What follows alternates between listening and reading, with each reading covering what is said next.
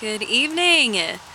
It's a late one. It's getting close to midnight on Monday, so I guess my procrastinator self has taken over for this particular Monday musing. I'm gonna sneak it in just before Monday's over. So hi, how are you doing? Thanks for taking a minute to listen to my message. So tonight was a great night. I had a really nice fire with a friend and we burnt some old things that no longer are a part of the story of our lives, and so just really enjoying the freedom that comes from lightening your load and just saying thank you for all these things I've experienced, and I am making space for all sorts of new good things to come into my life.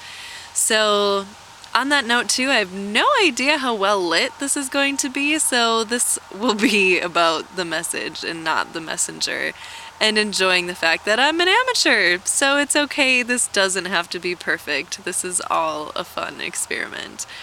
So I wonder how many of you have read The 4 Agreements, which is a really lovely, simple, and profound book by Don Miguel.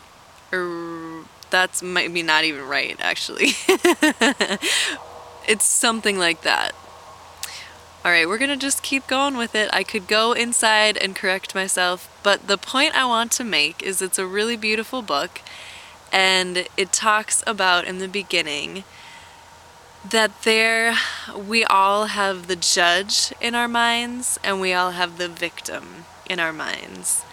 And it is the true warrior that transcends those judge and victim voices and finds the truth of who we are and what we're doing.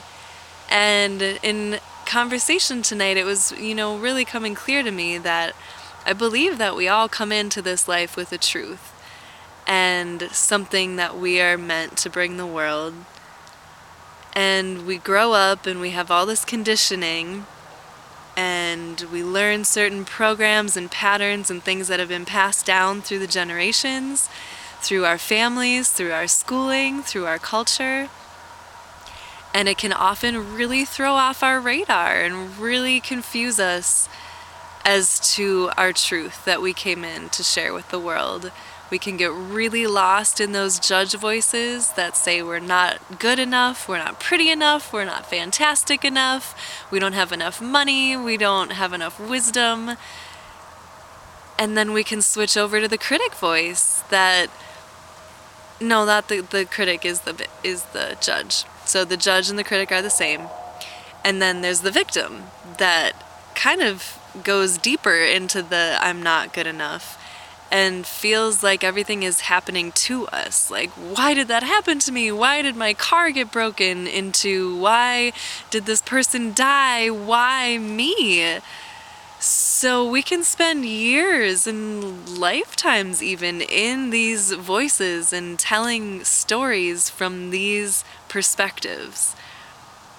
Or we can free ourselves of those voices and that way of perceiving our experience and find our truth and get back to the point of why we're here and what we're meant to share with the world, and that truth and the freedom that is found from just being yourself. It's so fun, just lighter and lighter.